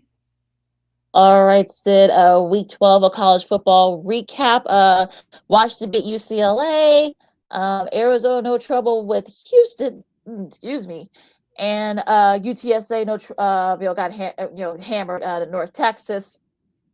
Going into Saturday's games, Oregon got a big test from the folks at Camp Randall, 16-13 over Wisconsin. Dylan Gabriel kind of struggled 218 yards, but it was the defense that helped the Ducks hold off the Badgers. Yeah, Wisconsin definitely could not get anything going offensively, especially in that second half. It was a rough and tumble defensive battle. I know you asked me the question last Friday when we giving on our predictions. I didn't think Wisconsin would hang in there as long as they did. I thought Oregon was going to eventually put them away, but give Wisconsin credit. They did hang in there, but they just couldn't come away with any points. Only 3 points in that second half. You mentioned Dylan Gabriel, 218 yards in the interception. But Lakina, a gutsy call by the Oregon head coach on their last offensive possession. Instead of taking the field goal, he ran a fake draw run, which eventually would stop. But I had a question about the decision at the time. You go ahead and take the points because you don't know what's going to happen there. That's just me. Well, Dan Lenny, he does that kind of stuff at least once a year. So this was kind of the way to do it. I guess he didn't think that he didn't want to put his defense to the ringer like that. So look, a gutsy call there. They made the first down, kind of sealed the win for the Ducks against the Badgers, and they stay undefeated and they're still number one. So look, that's how you do it here. Look, that's how good teams win it, especially in tough situations. So they passed the test. Look, they've been to the ringer. They're still undefeated. So you can't help but commend the Ducks for that. Now, staying in the Big Ten, you got Ohio State. no trouble with Northwestern at Wrigley Field, 31-7. Will Howard 247 yards. Quashon Jenkins 70, only 76 rushing yards, but they really didn't need to do too much because they're facing Northwestern. So sorry, Northwestern alums. I know our buddy Dave Repson is one for the Big Ten Network friend of the show, but no. What's Ohio State dominated this game from start to finish. Northwestern did have that early 7-0 lead, but after that block kick in that second quarter, Ohio State ran it up, scoring 31 unanswered points to clinch that game. That was their wake-up call, and they got in. You mentioned they dominated for that. I had a chance to watch some of this game, opposite of the Colorado-Utah game. We'll get to that in just a moment. But Ohio State needed that wake-up call after that block punt in that second quarter. This is what teams do against lesser teams. They took advantage of it and walked away with the win at Wrigley Field. Wrigley Field actually looked nicely, Keen. I think that's only the third time they've done this in the last 15 years. As far as college football is concerned, they still should have the Bears play one game there, but I don't know if that's ever going to happen. But I digress. But looking at that crowd, at least the shots that I saw on television, it was more Ohio State fans than Northwestern fans. Oh, yeah. Yeah, you could tell it was basically 2-1 Ohio State fans, Northwestern fans. So, and if you saw the photos from the new Ryan Field, not our buddy Ryan Field from ABC7 New York, but I'm talking about actual Ryan Field in Evanston. Sorry, Ryan, love you, buddy. But yeah, those look really good, and I don't think you're going to see a lot of home Northwestern fans just saying there either. But again, it makes it look good for for television and stuff. So we'll see how that looks in a couple of years. Texas, they toughed it out against Arkansas, but they held on 20-10. Penn State, no trouble with Purdue. Kansas is, we'll talk about their next opponent in a couple of minutes here, but a nice win by Lance Leopold and his guys. I mean, a lot was expected of Kansas earlier this season. Had a rough start. They won a couple in a row. They're playing spoiler, and they kind of knocked BYU kind of to the side there, at least for right now. When it comes to to the playoff chase. Devin Neal, 52 rushing yards, 2 TDs. Jalen Daniels, not to be confused with Jay, no relation Daniels, 169 yards and TD. But it was their defense that kind of made the big stops late, and that's what probably was the upset win in Provo. Yeah, Kansas shut down BYU in that second half. BYU could only muster up 3 points, and even though BYU had the statistics, they just couldn't get the ball into the end zone. You mentioned Kansas. We talked about this on our show last Friday. Did Kansas have a chance? Both of us said yes. So I think they had really had a chance to pull out the upset. They had a chance, but I didn't think they would actually do it. But shout out to the Jayhawks. They're 3-4 in the Big 12 right now, 4-6 overall. We'll talk about their opponent for this coming Saturday coming up in a couple of minutes, but I think this is a small setback for BYU, but I think they'll use this as a big wake-up call and talk about BYU. They got a tough schedule these next couple of games. BYU does, so it might be a little tough, but they're still on the inside track for the Big 12 title game. Georgia and Tennessee. Georgia, again, not the prettiest game for Georgia, but look, they toughed out against Tennessee 31-17. Carson Beck at 347 yards, so a nice showing there. They passed that test after failing a couple of times, so they're still within the thick of it in the SEC. Notre Dame, no trouble with Virginia. Alabama, no trouble with Mercer. Boise State pulled away from San Jose State. They actually kept it close for a little bit. Talking about San Jose State did, but just too much firepower from the offense. Ashton Dempsey had 159 rushing yards. Probably not his best game here. Again, that's go figure on that one. But Boise State pulls it off there. SMU held off BC 38-28. They're in the inside track, perhaps maybe facing Miami in the ACC championship. Yeah, no one really had that early in the year. But going back to the Pony Express days in the early 80s, a lot of score there. Larry Dickerson days. Yeah, Greg James too. A&M beat New Mexico State. Arizona State has an outside shot of the Big 12 title game as well. They beat Kansas State 24-14 in the middle of a mild upset. Yes, Arizona State, they were led by their star quarterback, Mr. Levitt, Sam Levitt, that is, 21-34, 275 yards and 3 touchdowns, while their star wide receiver, Jordan Tyson, he had 12 catches, 176 yards receiving, and 2 big touchdowns.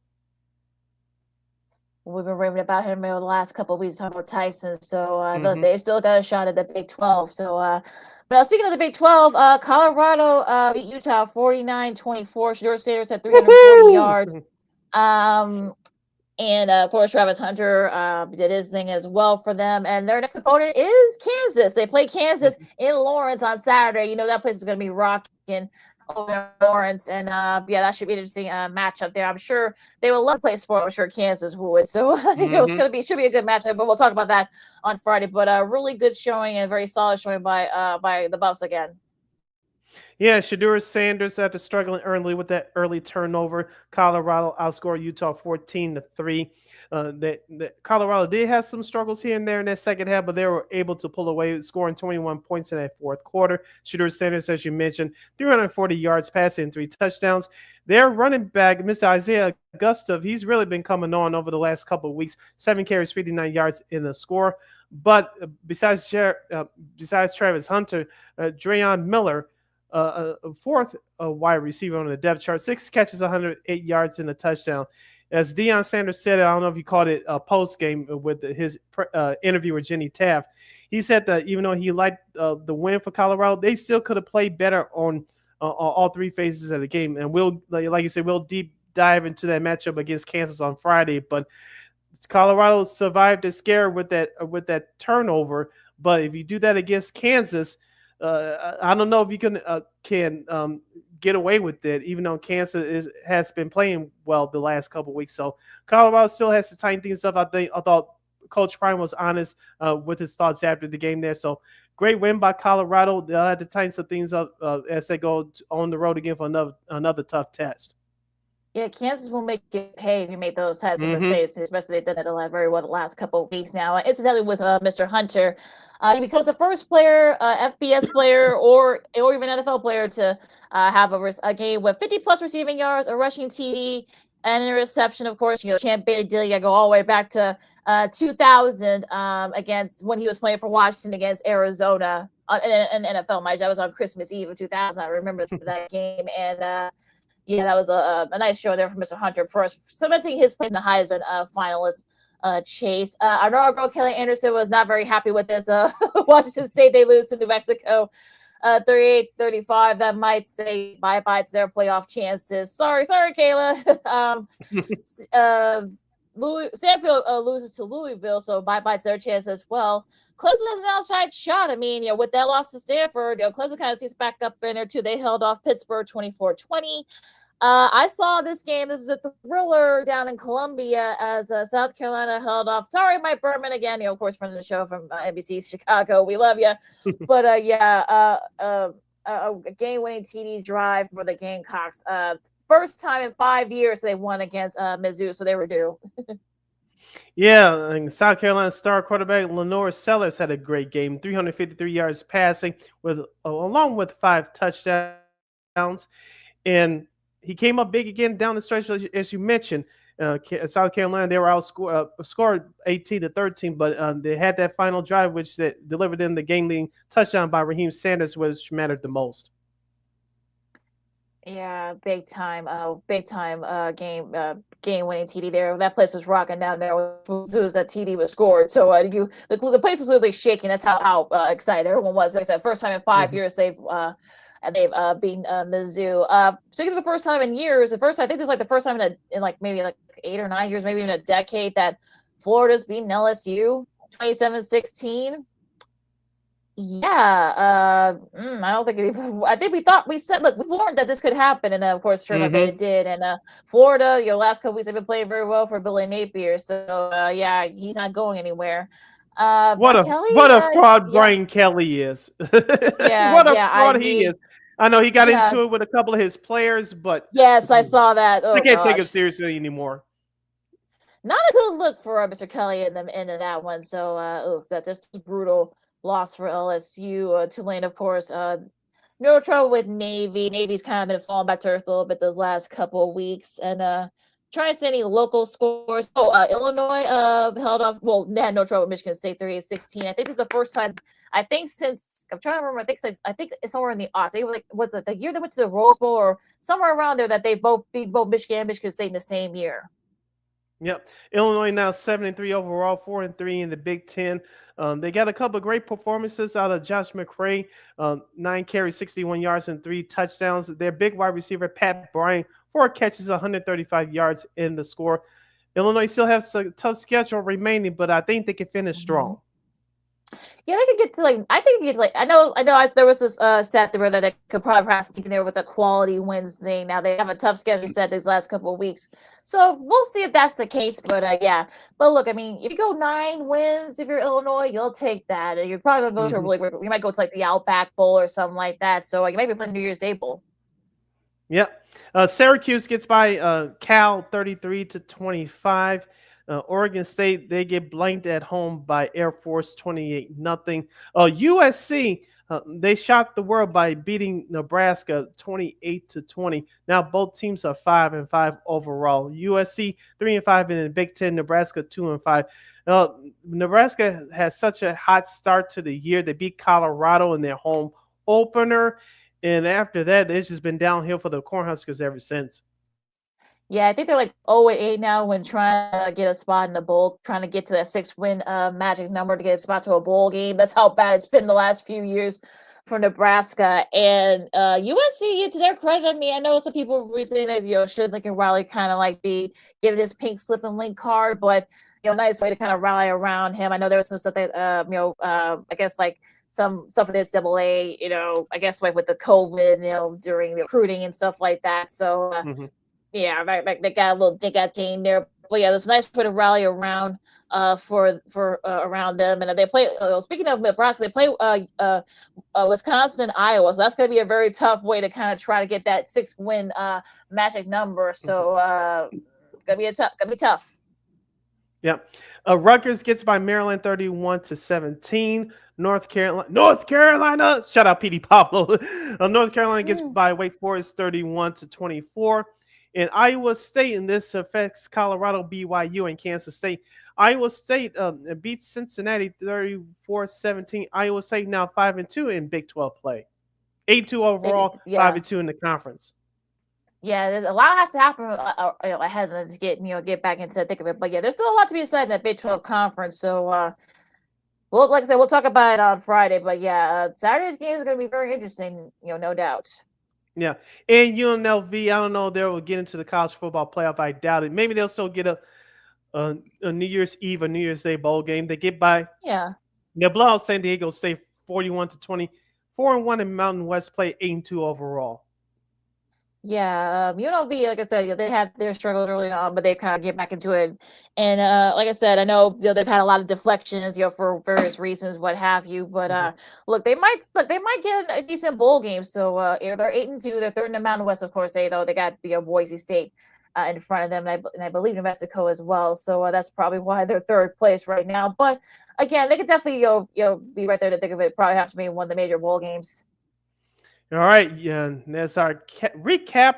Put the cap on the recap on the week that was at college football. You're listening to Second City Sports on Sports Zone Chicago City. Lakina here with you. We still have a few minutes left. Lakina, you teased it before the break. Inside the NBA will not go away. They'll have a new home starting next season. Yeah, it's part of a settlement that the NBA had with Warner Brothers Discovery.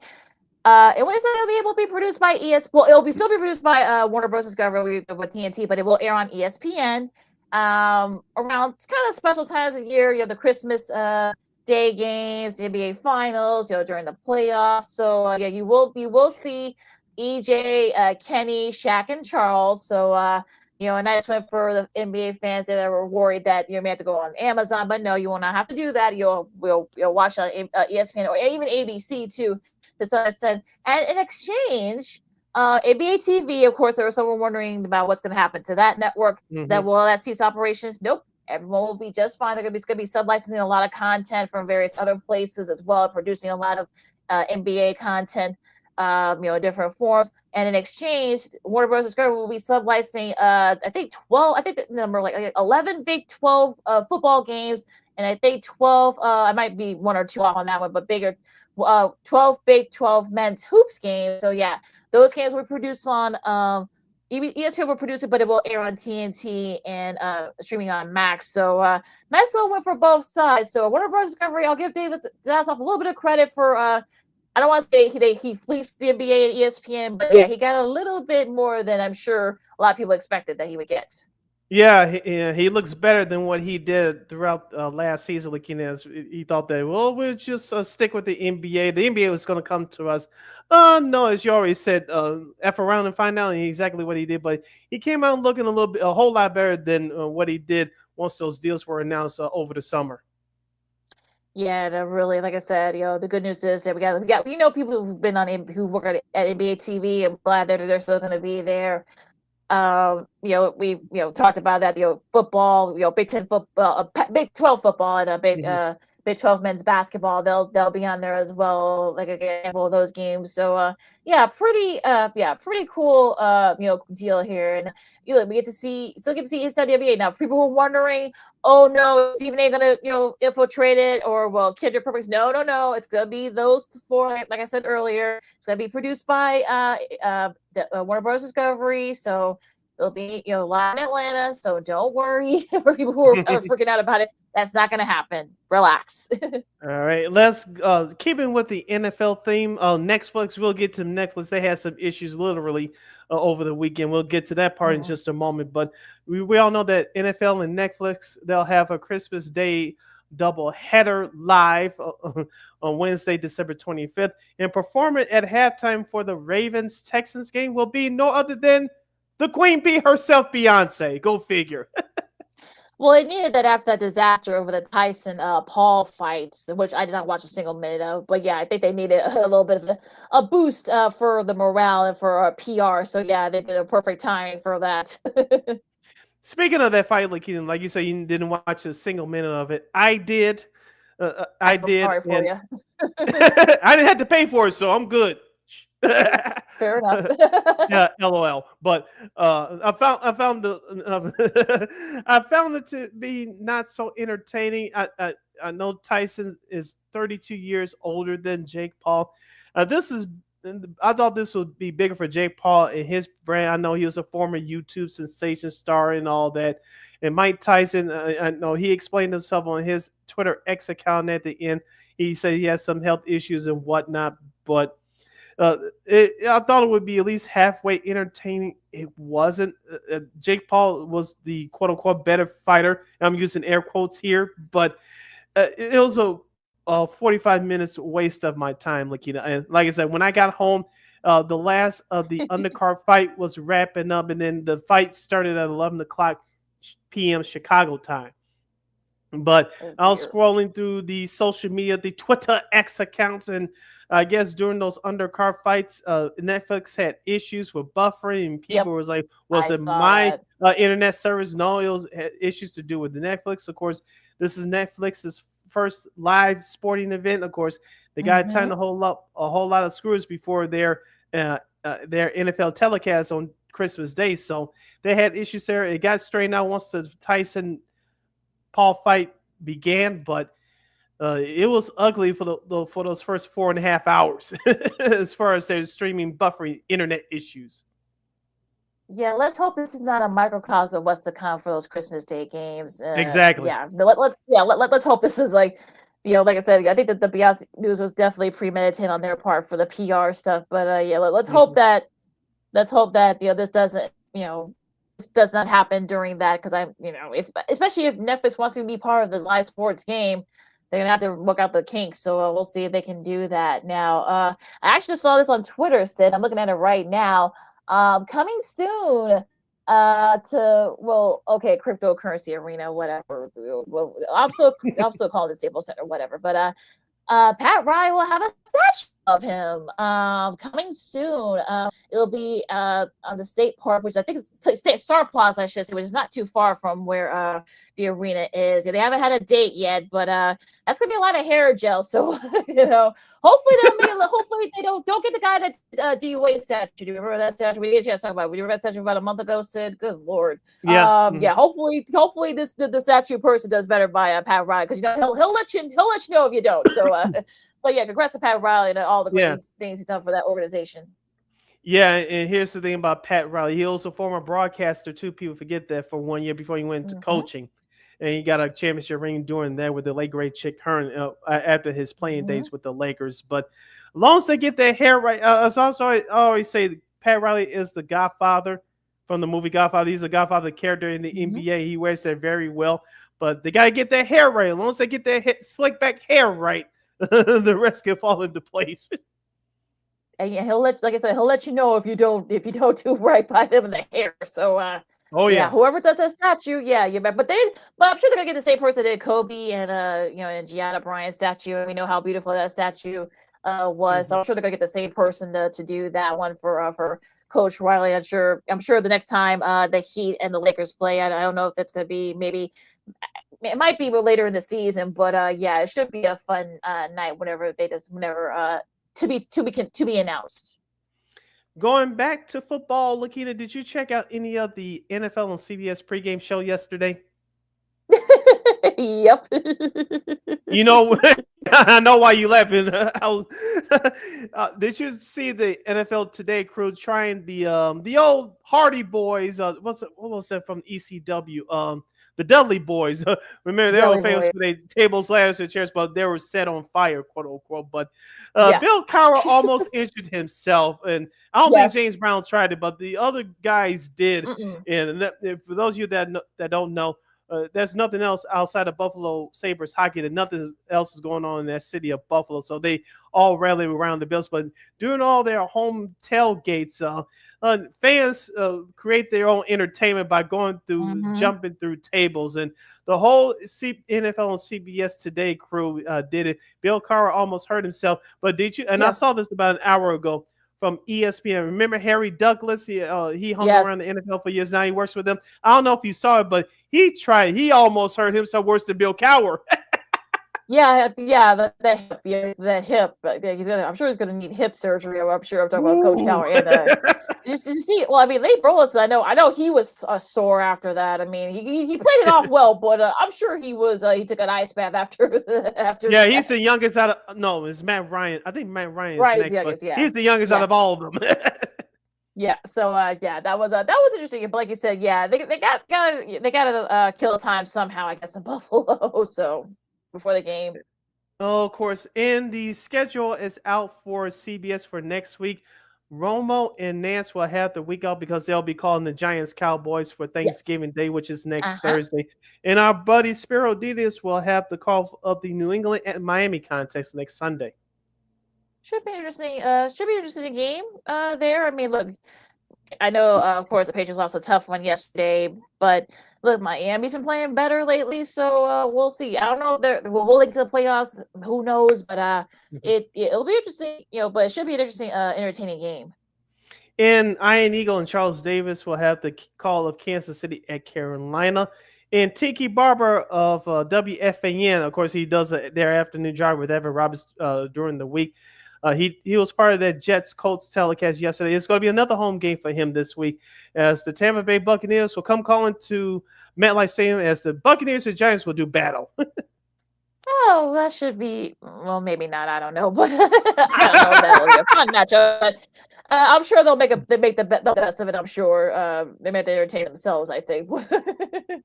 Yeah. Anything else that you want to disperse before we ended with Old School TV Monday? Nope, I'm good. All right. As we usually do around this time here on Second City Sports on Sports Zone Chicago, we like to end your Mondays a little bit brighter by presenting to you Old School TV Monday. And for this week, especially after what happened on the lakefront yesterday, you'll know why when I say this.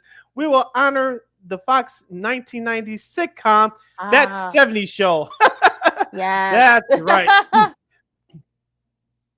That '70s show was an American television teen sitcom that aired on Fox from August of 1998 until May of 2006.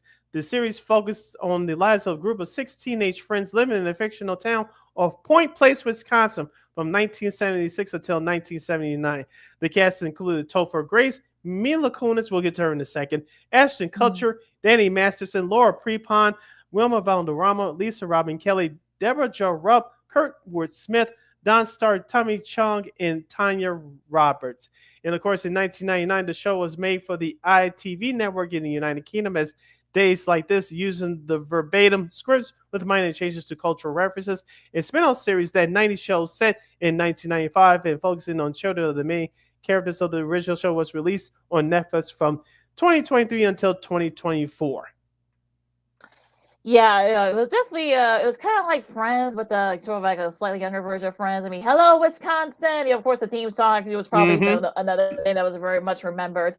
And yeah, it was definitely, like I said, it wasn't for the kids, because it was definitely an adult sitcom, but it was it was nice it was good for the times. Of course, they talked about pot, of course, Tommy Chung, of course, with that there.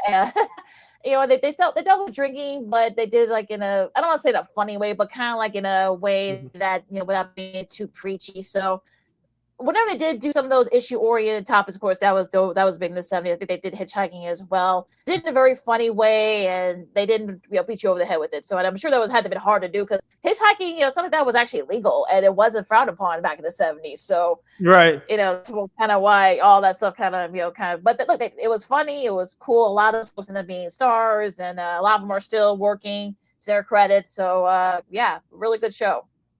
Yeah, you mentioned the theme song, that '70s song. It was done by Todd Griffin in season 1, and the rest of the seasons 2 through 8 was performed by Cheap Trick. And of course, it was on the air for 8 seasons. They had exactly 200 episodes. Yep.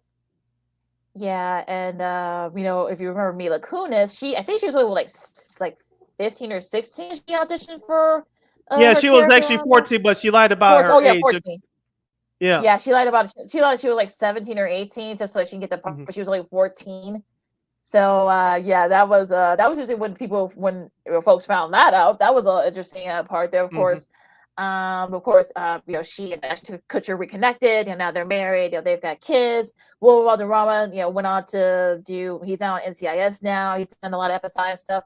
Laura Prepon was on Orange is the New Black, done a lot of episodic stuff since. Topher Grace done a lot of stuff as well. Deborah Jo Rupp and Curler Swift. I love Curler's character. He was hilarious. They were part of that 80s show. And we won't talk about Danny Masterson. We won't go into his legal issues, but right. Google's your friend, as you always say. Yes, exactly. So so we won't get those issues, his various legal issues in recent years. But Tanya Roberts, I think, for kind of like a little step up in her career. Of course, she was best known for the last season of Charlie's Angels. We'll do that show at some point for Old School TV Monday. Excuse me, and of course, Tim Reed, of course, from his sister, Kiara Peeper. He had a real career for like the last 3 or 4 years of that show too. So, there was some there was a little bit of criticism about where the black folks at. His character came on and was actually really kind of giving a nice fresh perspective and such. So, but yeah, he was there for like those 2 or 3 seasons, on a recurring basis at least. And another fun fact about the show before we close out. It was nominated for a number of awards, including 16 Primetime Emmy Awards. The only win for the series at this event came in 1999 when Melina Root was awarded the Emmy for Outstanding Costume Design for a series for that disco episode. I remember that episode, yeah. And the show was nominated for a large number of Teen Choice Awards. Both Ashton Kutcher and Wilma Valderrama were winning on 3 occasions. Very cool, and of course the teens love that show, and it's still. I'm sure. I know it's streaming somewhere. I'm sure it is. I'm sure. I think it's on. It's on Peacock. No, it's not on Peacock. I think it's on Hulu. I think it's. I think that 70 show is. I know it is streaming somewhere, and of course a lot of episodes are on YouTube too, obviously. So a lot of great music. We already show, and very, very, very. The fact that they were able to do that. Set a 70 series during the late 90s, go into 2000s was actually very risky, but it actually worked. Yeah, and I remember their very last episode, which turned out to be the series finale in season 8. It's 1980. We all get to Yes. say goodbye. Yeah, only fitting, only fitting. Yep. And so for this week's edition of Old School TV Monday, we salute the 1996 Fox sitcom That 70s Show. Lakita closes out. Hello, Wisconsin. Yeah, that still counts. I didn't say, I don't have the voice for like how Ashton did it, but he has a great crew too. You know, and a lot of movies, you know, television and stuff. And I think he and Mina are producing now too. So you know, they've had a great resume there. You can follow my Mickey on the Twitter, X, and here's again the IG. You can follow your Shirley Sydney Brown on the Twitter, X, and the IG at SidKid80. Once again, it's SidKid80. That's SIDKID80. SIDKID80. Be sure to download that Sports Zone Chicago app wherever you get your apps. Please follow Sports Zone Chicago on all social media platforms. Please subscribe to our podcast. We are located at War Media Podcast. That's WARR Media, PODCASTS. We're on all podcast platforms, including the iHeartRadio app. And while you're at it, give War Media a follow at WARR Media on all social media platforms. And thank you very much in advance for your support. Like, share, subscribe, and tell your friends. Be sure to catch Second City Sports live in living color every Monday, every Friday from noon to 2 p.m. Central Standard Time right here on Sports Zone Chicago. One more again, as the kids would say. Be sure to catch Second City Sports live in living color every Monday, every Friday from noon to 2 p.m. Central Standard Time, exclusively right here on Sports Zone Chicago. And once you are fit, you can catch Sports on Chicago anytime, anywhere on Roku TV. Of course, you'll get the Roku TV app wherever you get your apps. At your Play Store, just type in Sports on Chicago. You can catch replays of our show, Sean and Maya, the Smoke Bells, and a whole lot more. Once it's your fix, you get Sports on Chicago anytime, anywhere on Roku TV. And you know we will provide. All right, so lots of great college hoops action coming up this week as well. Of course, St. John's beat New Mexico, yesterday, and Illinois is in the top 25, for the first time this season. They're undefeated, so congrats to Brett Underwood and his crew. We'll get to some of the games coming up on Friday. And also, too, you got some college football. Of course, the MAC. They got a lot of great MAC action going on there. Couple of days. Of course, you got the NBA, and of course the MLB postseason awards will air starting tonight.